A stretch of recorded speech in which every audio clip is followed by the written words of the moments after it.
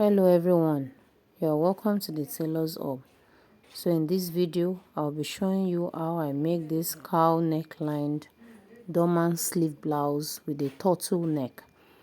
Please watch till end.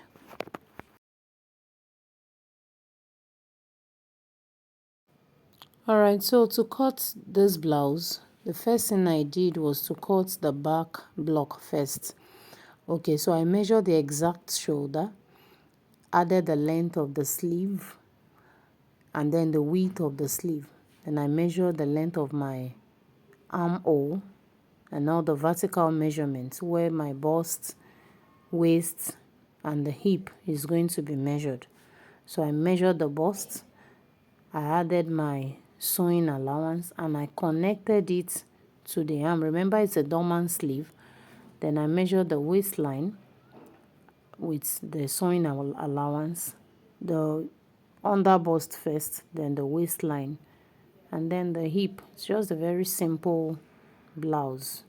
Okay, so we go ahead and cut the back measurement first. The neckline, the width of the neckline of this back is just about 3 inches because it's going to have a turtleneck, and the depth is less than 1 inch. Is a little over ½ inch.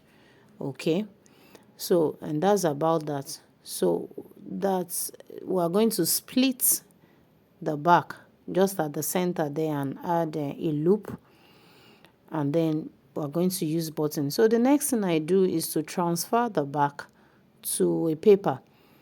I want to cut out the pattern of the front block first before I proceed to cut it on the fabric itself. All right, so after cutting it out on a paper, I made sure to check all the measurements again. In fact, I like to check where all the vertical measurements are placed so that it will enable me to do the slashing of the neckline. All right, so if you want your cow neck to be very deep, as in to come down well, I did that for a client some time ago, and you know, the slashing started from the underbust. I started slashing from the underbust, or you can slash on the bust point, the nipple and the shoulder to nipple length. But in a case where you want to wear it like that, you don't want to wear anything under. So the length that I used for this is 9. I used 9 inches.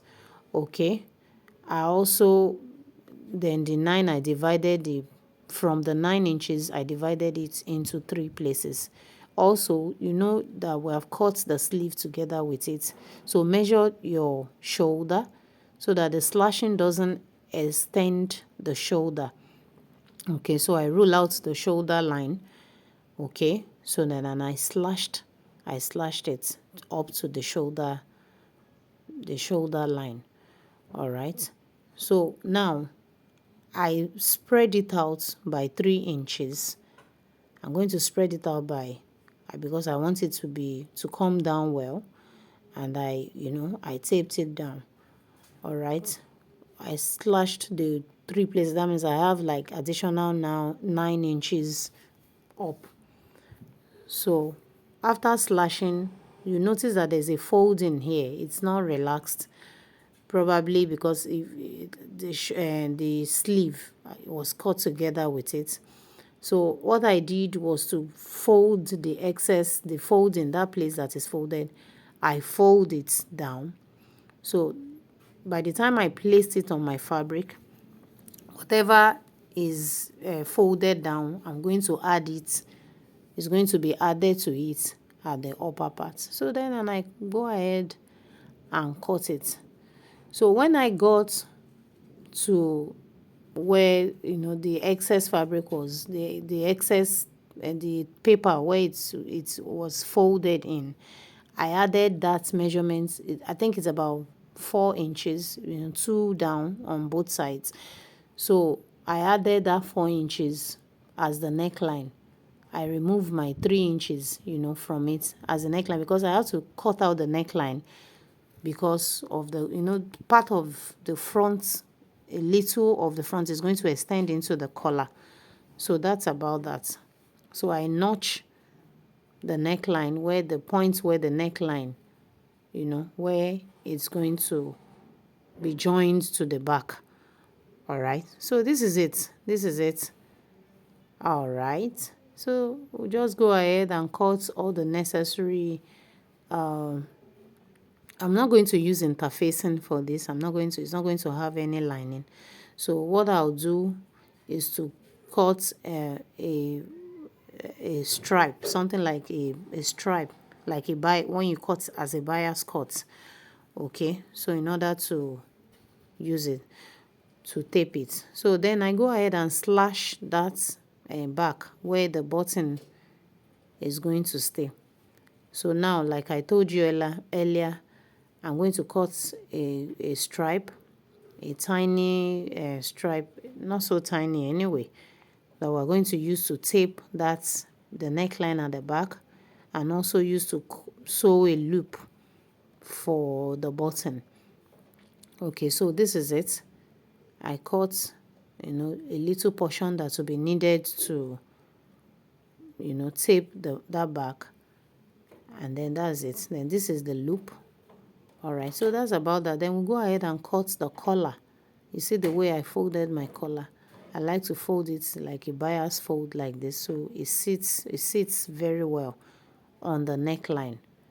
All right, so that's about that. I measured the neck, the width of the neck. That's all I used to cut the collar, the width of the neck, both up and down.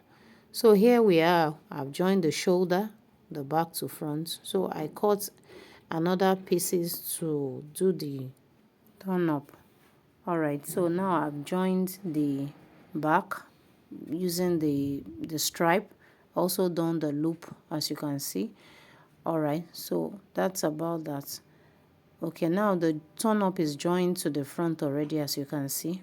All right, so I go ahead and there's that inner place we are going to weave it. All right, so that's about that. I've joined the sides of the blouse. Okay, so now we're ready to go ahead and sew the collar. Okay, so to sew the collar, I'm going to place the joining on the shoulder together and measure about 1 inch from the shoulder out of the front before I go ahead and tape the neckline. So as you can see, I've taped the neckline. All right, so and then I'm going to measure what is on both sides of the back. Both sides of the back are not equal, because one side is folded down and the other side is stretched, like it's overlapped on one another or on each other. So now I go ahead and measure what I have gotten from both sides. I measure it and notch both sides in order for me to sew the part where it's going to be hanging on the front part. Remember that there's at the front part is not going to go around the neckline. The front part is going to be hanging. So we sew that side where the front part, yes, we sew it, and then we turn it out after I must have notched and trimmed out the excess sewing allowance on the front part. All right, so now here is it. I've turned it out, and then I go ahead and sew the edges of the collar. I sew the edges of the collar before I do the final fixing on the collar. So after I've sewed the edges, I turned it out, and then we place it. The way I sew my own collar is that I sew from the inside outside. I place the collar from facing the back side of the dress. Then after I've sewed one side on the back side and I turn it, I relax it, top stitch it on the front part like this. Okay, so that's about that. So we'll fix the collar, as you can see. So here is our cow neck and dorman sleeve turtleneck blouse. The last thing is just to fold the edge of the blouse. Alright, thank you for watching. If this is your first time on this channel, please do well to subscribe, like, and share. Thank you everyone, even our existing subscribers. Alright, see you next time. Bye.